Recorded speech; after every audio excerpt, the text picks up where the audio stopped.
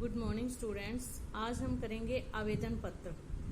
आवेदन पत्र means apply करना, किसी जॉब के लिए अप्लाई करना, एप्लीकेशन लेटर। ये औपचारिक पत्र का ही एक रूप है।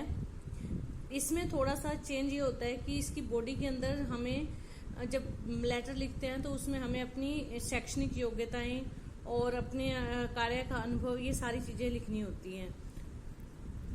किसी कंपनी में, किसी स्कूल में टीचर के लिए, अध्यापक के लिए, किसी कार्यालय में क्लर्क के पद के लिए जब कोई आवेदन लिखा जाता है, कोई एप्लीकेशन दी जाती है, अप्लाई किया जाता है, तो वो आवेदन पत्र कहलाता है। और इसमें भी सबसे पहले फॉर्मेट जो है, सबसे मेन जो होता है फॉर्मेट, तो फॉर्मेट के लिए सेम वही होता है जैसे आप स्कूल में लिखते हो सेवा में। अगर स्कूल टीचर के लिए आप लिख रहे हो, अध्यापक के लिए लिख रहे हो, तो वही आएगा सेवा में। और प्रधानाचार्य जी, और फिर स्कूल का नाम आ जाएगा, फिर आ जाएगा शहर का नाम, फिर दिनांक, फिर एक लाइन छोड़कर विषय, फिर उसके बाद में महोदय। जैसे आपने उसमें लिखा था ऐसे ही इसमें सेम। सेवा में प्रधानाचार्य जी, स्कूल का नाम, फिर सिटी का नाम, फिर एक लाइन छोड़ के विषय, फिर उसके बाद में महोदय। निवेदन है कि जानकार सूत्रों से या कोई भी अखबार का नाम लिख दो कि इस अखबार को पढ़कर मुझे पता चला है कि आपके विद्यालय में कुछ विषयों के अध्यापकों की आवश्यकता है, या आपके विद्यालय में अंग्रेजी और हिंदी विषय के अध्यापक की आवश्यकता है। मैं हिंदी अध्यापक के लिए या अंग्रेजी अध्यापक के लिए अपने आप को प्रस्तुत करता हूँ। मेरी शैक्षणिक योग्यताएं और मेरा परिचय इस प्रकार है। तो जैसे इसमें दिया हुआ है नाम, फिर आप पिता का नाम, जन्म तिथि, ये लिखेंगे। फिर उसके बाद में शैक्षणिक योग्यताएं कि आपने कहाँ तक पढ़ाई की है। 10वीं कक्षा, कक्षा 10। आप ये सीबीएसई और ये लिखना चाहे तो लिखो, नहीं तो सीधा 10वीं कक्षा। और कितने परसेंटेज आए आपके, +2 परसेंटेज लिख दो, साथ में बीए परसेंटेज लिख दो, एमए परसेंटेज लिख दो। उसके बाद में कार्य का अनुभव, मुझे 2 साल का कार्य का अनुभव है। आप अपना वो मैंने अनुभव पत्र साथ में संलग्न किया है, अर्थात साथ में लगाया है। और फिर उसके बाद में आप अगला पैराग्राफ में आप लिखेंगे, अगर आप मुझे सेवा का मौका देते हैं तो मैं अपनी पूरी लगन और मेहनत के साथ कार्य करूंगा, और आपको विश्वास दिलाता हूं कि मैं आपको कभी भी शिकायत का मौका नहीं दूंगा या नहीं दूंगी। और धन्यवाद भवदीय, आपका नाम आ जाएगा। ऊपर का जो फॉर्मेट है वो सेम वही रहेगा। पत्र की बॉडी में चेंज आएगा।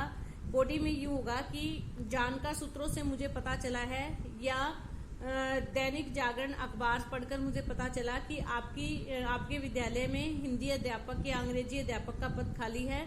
उसके लिए मैं अपने आप को प्रस्तुत करना चाहता हूँ। मेरा परिचय और शैक्षणिक योग्यता इस प्रकार है। नाम, पिता का नाम, फिर एड्रेस यानी पता, फिर उसके बाद में शैक्षणिक योग्यताएं। कक्षा 10 आप एरो लगा के परसेंटेज लिख दीजिए, कक्षा 12 परसेंटेज लिख दीजिए। इस तरह लिख के फिर लास्ट में आप लिखिए कि अगर कार्य का अनुभव और एक्सपीरियंस लेटर जो होता है ना वो साथ में लगा, तो आप लिखेंगे अनुभव पत्र मैंने साथ में संलग्न किया है। फिर आप लिखेंगे, अगर आप मुझे सेवा का मौका देते हैं तो मैं पूरी लगन और मेहनत के साथ कार्य करूंगा और आपको कभी भी शिकायत का मौका नहीं दूंगा। धन्यवाद सहित भवदीय, और फिर आप अपना नाम लिख देंगे और अपना साइन कर देंगे।